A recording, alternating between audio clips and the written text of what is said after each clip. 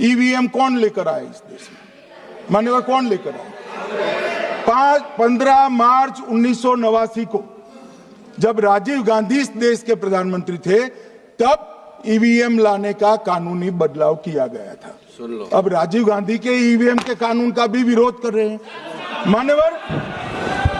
इसके बाद में, अरे सुनो ना क्या प्रक्रिया हुई। इसके बाद में ईवीएम के खिलाफ किसी ने याचिका करी।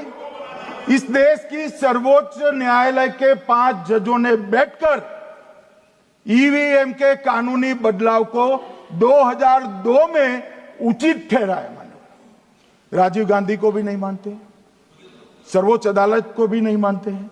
फिर 98 में मध्य प्रदेश, राजस्थान और दिल्ली, इसमें सिर्फ 16 विधानसभाओं में इसका ट्रायल लिया गया। कितना केयरफुल है ये भी बताता हूं। हुडा बैठो, ये भी कितना केयरफुली चुनाव आयोग आगे बढ़ा है।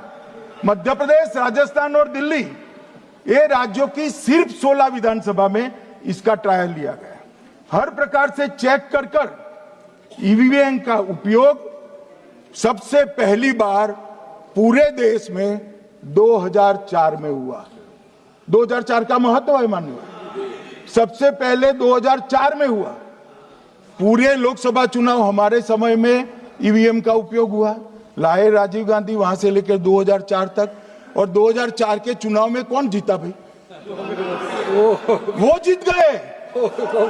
उस वक्त ईवीएम की चर्चा बंद।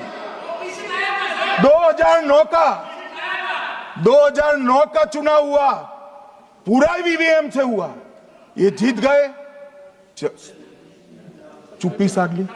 2014 में सब हम जीते तो कौ चालू कर दी वो सरकार में थे। मान्यवर ये क्या है? जब कानून आप लाए, मशीन आपने इंट्रोड्यूस किया, चुनाव आप पहला जीते मशीन से, दूसरा चुनाव जीते, मौत से 10 साल राज किया और हार गए तो फिर रोते हैं। मान्यवर देश की जनता मानती है इसको। और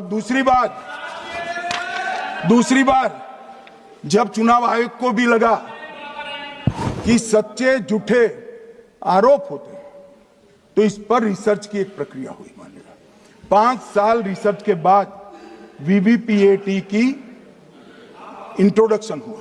ये वीवीपीएटी क्या है? मैं जब वोट दबाता हूं तो समझ गए दादा, धन्यवाद मान्यवर। मैं जब वोट दबाता हूं तो मैंने कमल के निशान पर वोट दबाया, तो पास में एक पर्ची निकलती है कि आपका वोट कमल के निशान पर रजिस्टर हो गया है। फिर भी आरोप हुए कि पर्ची वाले ये 2 अलग होते। तो चुनाव आयोग ने निर्णय किया कि 5% ईवीएम और वीवीपैट के परिणाम कंपेयर होंगे। तो मशीन खुला, इसमें 396 वोट मिले। तो वीवीपैट में कितने वोट मिले तो 396 है या नहीं है, ये 5% मशीनों में मिलता है। मान्यवर मैं आंकड़े लेकर आया हूं चुनाव आयोग को पूछकर आज कि कितने वीवीपैट और मशीन का मिलान नहीं हुआ। आज तक 16,000 मशीन और वीवीपैट का मिलान हुआ है, एक भी वोट का बदलाव नहीं।